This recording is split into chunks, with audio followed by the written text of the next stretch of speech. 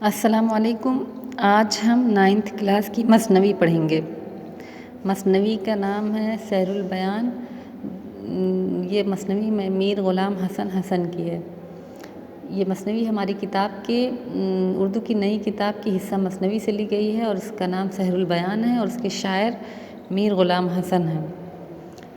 اس مثنوی میں ایک شہزادہ ہے جس کا نام بے نظیر ہے اور ایک شہزادی بدر منیر ہے، اس کے عشق کا قصہ بیان ہوا ہے۔ اور اس مثنوی کا قصہ کچھ اس طرح سے ہے کہ ایک بادشاہ تھا جس کے یہاں تمام دولت کے باوجود وہ اولاد کی نعمت سے محروم تھا، لہٰذا وہ چاہتا تھا کہ وہ تخت و تاج چھوڑ دے اور جنگل میں چلا جائے، لیکن اس کے عزیزوں نے کہا کہ حضور آپ کے یہاں بیٹا پیدا ہوگا، آپ نا امید مت ہوئیے۔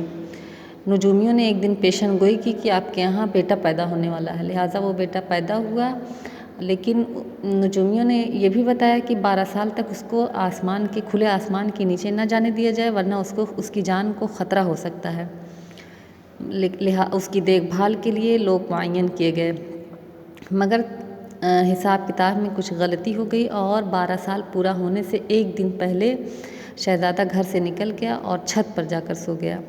ابھی وہ چھت پہ سو ہی رہا تھا کہ وہاں سے ایک پری کا گزر ہوا جس نے خوبصورت شہزادے کو دیکھا اور اس پر فریفتہ ہو گئی، لہٰذا وہ اسے اپنے ساتھ اڑا لے گئی۔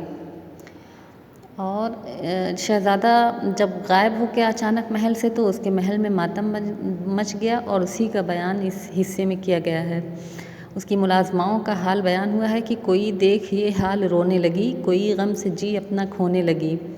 مطلب شہزادے کے غائب ہونے پر ہر کوئی رونے دھونے لگا، ہر کوئی غمگین ہو گیا، کسی کا غم اتنا زیادہ ہو گیا کہ وہ اپنے آپ کو بھولنے لگی۔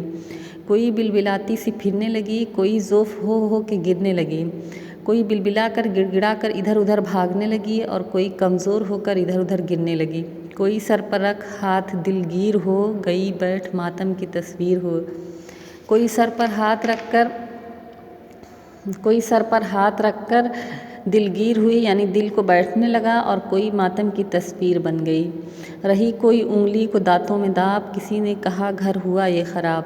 کسی نے اپنی انگلی کو دانتوں میں دبا لیا غم کے مارے اور کسی نے کہا کہ شہزادے کے نہ ہونے سے یہ گھر خراب ہو گیا۔ کسی نے دیے کھول سنبل سے بال، تپانچوں سے جو گل کیے سرخ لال۔ کسی نے اپنے بال جو سنبل جیسے رہتے ہیں اس کو کھول دیا اور غم منانے لگی، اور کسی نے تماچے مار مار اپنے گالوں کو سرخ کر لیا۔